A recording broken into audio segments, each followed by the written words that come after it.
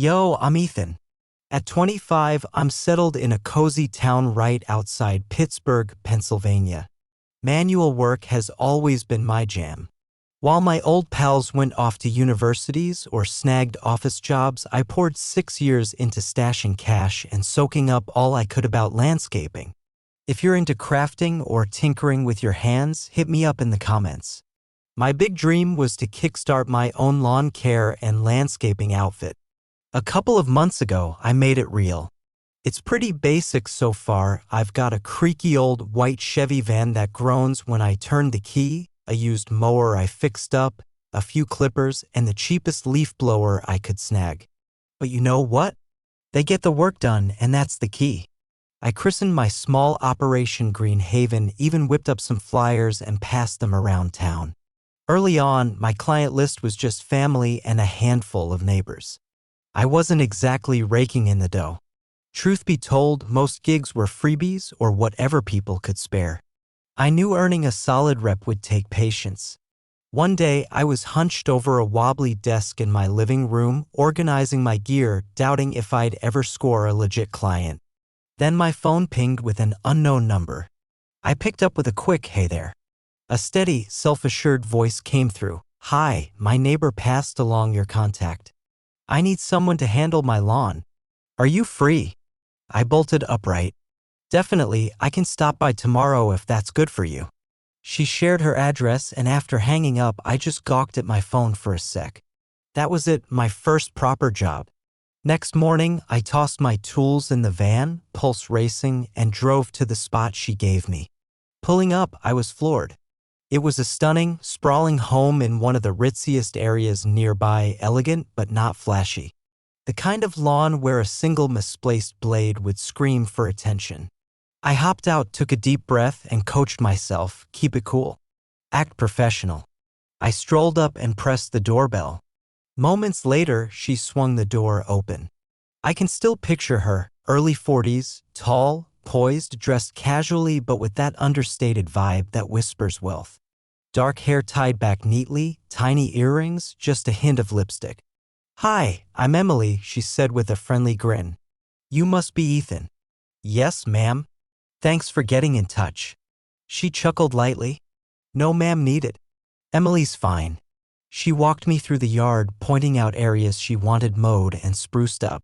She noted the previous guy just vanished and stressed her love for a pristine look. I listened intently, nodding. "I'll make it look better than ever," I promised. I dove in immediately. It was a blistering day and sweat soaked my shirt fast. The mower coughed a bit at first but powered through. I clipped, edged, and ensured every line was crisp, even yanking weeds from the path on my own initiative. At one point, I glanced up and saw her on the porch observing my work. I shot her a shy wave and kept at it. Roughly an hour later, as I wrapped up the final patch of grass by the side yard, she strolled over. I switched off the mower and swiped sweat off my brow with my sleeve. "This looks amazing," she said, scanning the lawn. "You really nail the small stuff." "Appreciate that," I replied.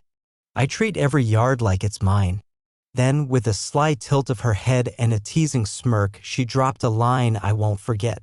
"Watch out. I tend to get fond of dedicated workers." Caught off guard, I laughed, unsure if she was joking or serious. "Noted," I said with a grin. She smiled back. "I'll send the payment via your site, but you'll hear from me again soon." I gathered my tools, waved goodbye, and drove off, buzzing with a feeling I hadn't had in ages: optimism. Maybe this venture was finally taking off. 3 days went by. I stayed busy with random gigs from friends of friends, pruning shrubs, tidying driveways, even hand-pulling weeds when needed. I was still grinding, chasing every opportunity. Each night, I checked my phone for new messages, but nada. I tried not to let it bum me out, telling myself, "You're just starting. Keep pushing." Then, Thursday morning, my phone rang. It was Emily. I stared at the screen a moment before answering. "Hey." "Hi, Ethan, it's Emily. Hope I'm not interrupting." "Not at all. What's up?" I said, aiming for calm. "Could you swing by again? The front hedges and bushes are getting a bit unruly. I love how you handled the lawn and no one else gets it quite right." Can you help? Absolutely, I said. I can come by this afternoon if that works. Perfect. After we hung up, I gazed at my phone again. This wasn't a one-off. I had a repeat client, and a great one at that. I loaded my gear into the van and headed out. Pulling into her driveway, I noticed how pristine everything looked except those hedges. I grabbed my clippers and got to work. The bushes were dense and tall, clearly neglected for weeks before my last visit. It wasn't just about the cash, I wanted to wow her again, to build my name. About 40 minutes in, I spotted Emily nearby, arms loosely crossed, quietly watching. She wore simple athletic gear, hair pulled back, somehow looking polished without effort. You're really meticulous, she said as I paused to check my cuts. Details are everything in this game, I replied. She grinned. Not everyone gets that. We talked a bit as I trimmed light stuff, just neighborhood gossip and tales of her awful former landscaper. Still, I noticed how effortless it was to chat with her, how at ease she seemed. I stayed focused, shaping each bush with care. When I finished the final one, she walked over, clearly delighted. Ethan, you've outdone yourself. It's better than I imagined. I beamed, proud of the result. Thanks, Emily. Happy you like it. Then she hesitated, almost shyly, before saying, I know it's last minute, but I cooked way too much for dinner. Want to stay and eat? Just a little thank you, you must be starving after working in this heat. I blinked, caught by surprise. Clients didn't usually invite me in. I wavered, unsure how to answer, but her warm, genuine smile made it feel natural. That sounds great, I said, but I don't want to intrude. Oh, please, she said, waving it off. It's just a meal. You've earned it. Her tone put me at ease. I nodded. All right, thanks. I stowed my gear and followed her inside. Her home was as stunning inside as out, modern, stylish, yet warm, with huge windows letting in soft light. Emily guided me to the kitchen where a table was set for two. She'd prepared grilled chicken, roasted vegetables, and fresh bread, and the aroma was incredible. We sat and dug in. The conversation flowed more easily than I expected. She asked about my business, my start, my dreams. I was upfront, admitting I was barely scraping by, using borrowed tools, and hoping one day for a proper truck with my logo and maybe a crew. You've got ambition, she said with a smile. Not many your age do. I shrugged, a bit shy. I'm just trying to carve out something that's mine. Post-dinner, she uncorked a bottle of wine and offered me some. I declined politely, citing the drive home. She nodded. I respect that. Not everyone would pass. We lingered, chatting. It felt odd but good, no tension, just a comfortable quiet between two folks from different walks of life. As the sun sank, I stood and thanked her. Really, Emily, thanks for everything. She walked me to the door, smiling. I meant it, I'll have more for you to tackle soon, she said with a playful nudge. I laughed. I'll be ready. Driving home, I kept replaying the day, marveling at how unreal it felt. I wasn't sure what it all meant, but I had a gut feeling life might be about to change in ways I couldn't predict. The next week was hectic, small jobs, long hours. Thanks to Emily's referrals, I landed a few more clients in her upscale neighborhood. Word travels fast there, and people appreciated my eye for detail. I was thankful even if the work left me exhausted. Then, Friday afternoon, as I finished a shrub job, my phone buzzed. It was Emily. Hey, Ethan, free tomorrow? I wiped sweat from my brow and grinned. Pretty sure I can make it. What's the deal? My backyard's getting wild. The garden's a mess, and I know you'll make it flawless. I didn't hesitate to agree. Emily wasn't just my top-paying client, she was my most consistent. And honestly, I'd be fibbing if I said I didn't enjoy working at her place. There was a calm vibe to her home, her presence. Next morning, I packed my tools and drove over. Pulling into her driveway, I saw her on the front steps, waving with a smile. She wore jeans and a snug white tee, casual yet somehow elegant, as always. Morning, Ethan, she called. Morning, Emily. Where do I start? I asked. She took me to the backyard. A spacious, well-planned area that needed some love. Shrubs were overgrown, flowers tangled, and weeds choked the stone paths. "It's a bit much," she said with a chuckle. "No rush. I'll be around if you need me." I jumped in. The sun was brutal, and sweat dripped down my back in no time. I pruned, yanked weeds, raked, and sculpted the yard into something impressive. Hours flew by without me noticing. Occasionally, I caught Emily glancing from the kitchen window or bringing out iced tea. At first, I brushed it off, too focused on the task. But she insisted. "Come on, Ethan," she said, handing me a glass. "Even workhorses need a breather." I caved, sitting on the back steps, sipping the cool tea while eyeing the half-done yard. Emily sat beside me. "You're really all in on this," she said softly. I nodded. "My name's on the business. I want folks to know me for quality work." She smiled. "You're definitely building that rep." I set the glass down and got back to it, wrapping up as the evening air cooled. Stepping back, I was proud. The hedges were crisp, flowers neat, and no weeds in sight. It was like a whole new backyard. Emily stepped out and gasped. "Ethan, it's gorgeous. You went above and beyond." I peeled off my gloves, dusting off my hands. "Thanks. Glad you're happy." Then, out of nowhere, she paused, like she was mulling something over. "Hey," she said. "I know it's unusual, but I made too much food tonight. Want to stick around for dinner? Just a small thank you." I hesitated, surprised again. Clients didn't usually do this. But her easy, heartfelt tone won me over. "Sure," I said after a beat. "Thanks." I stashed my tools and followed her inside.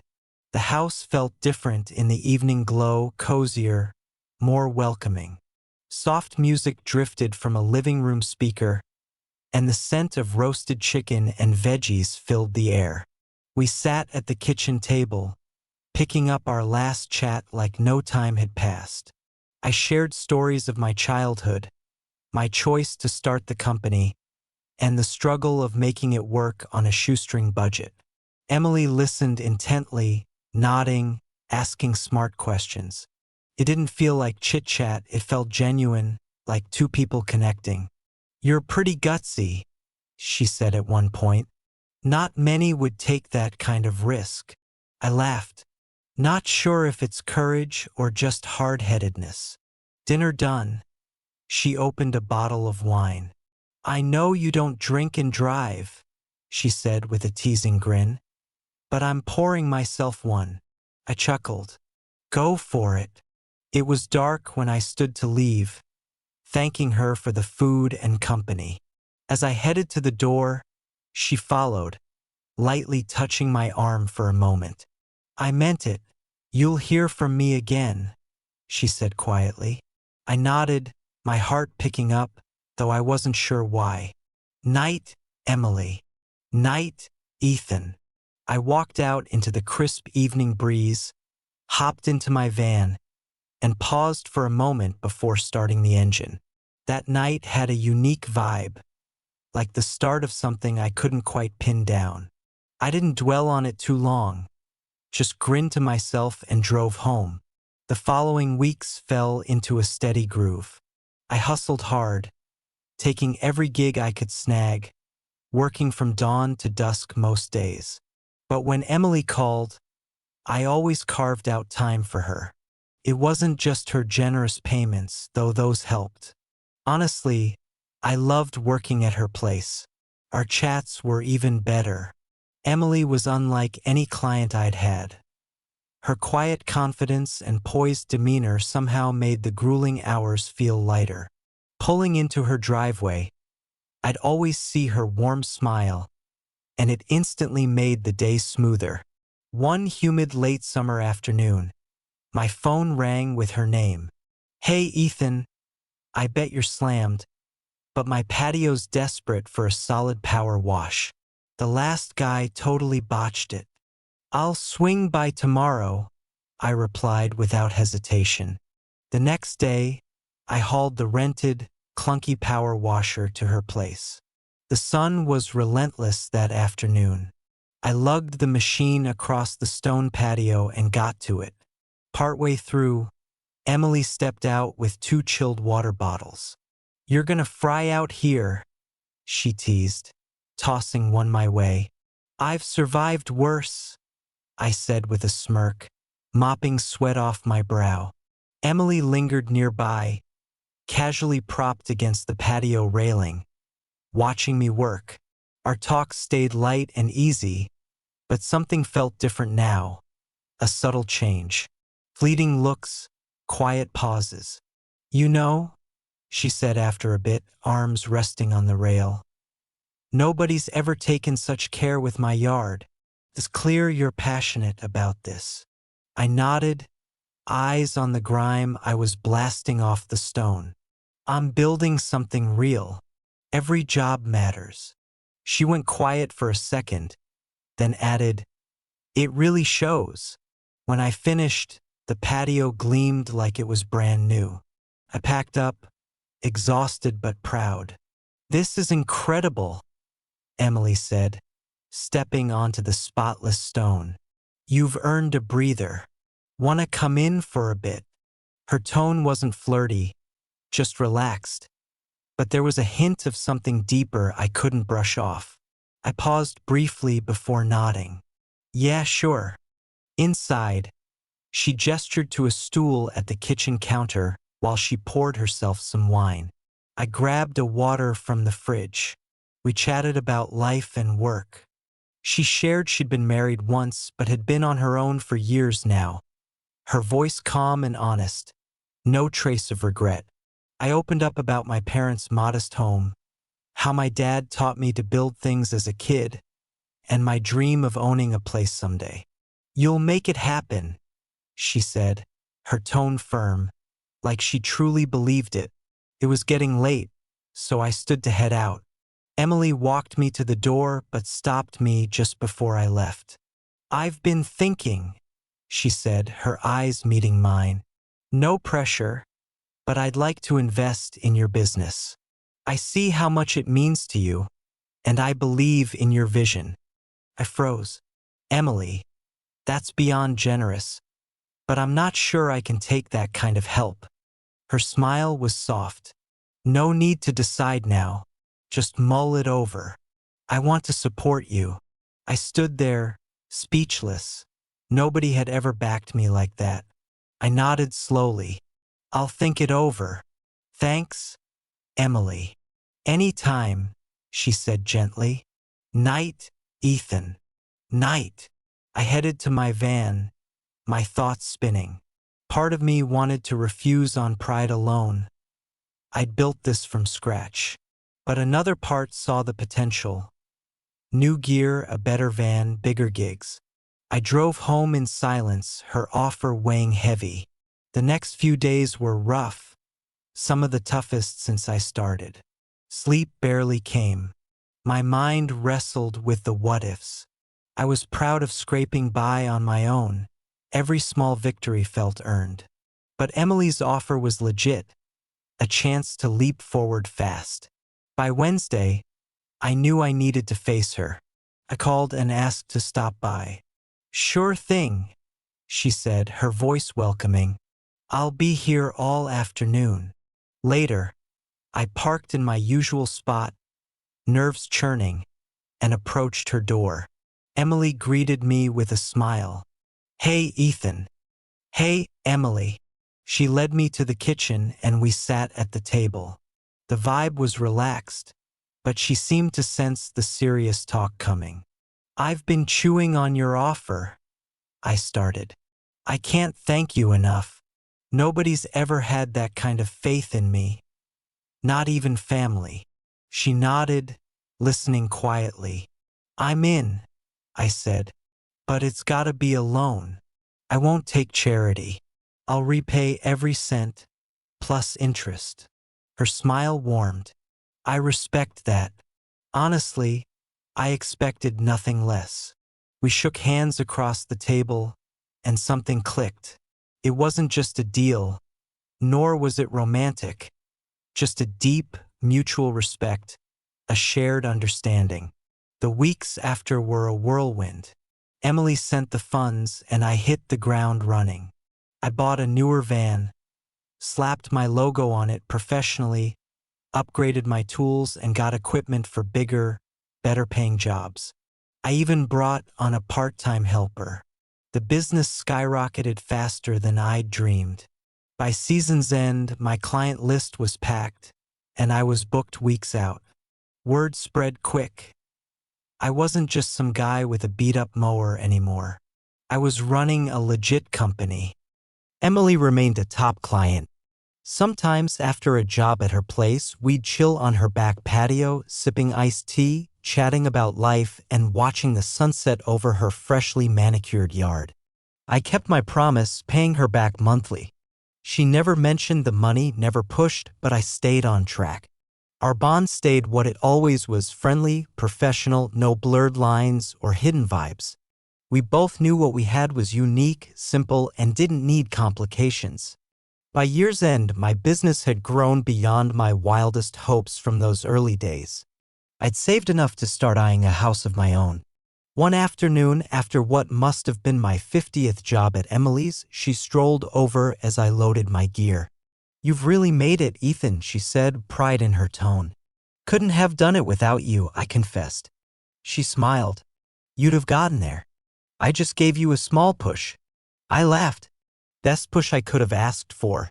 We shook hands once more. "I'm still gonna need you for my lawn," she teased. "Wouldn't have it any other way," I said, grinning. Driving off that day, it sank in that chapter of my life had wrapped perfectly. I'd built something true, something lasting. The kid with the rusty mower was now a respected entrepreneur. And Emily?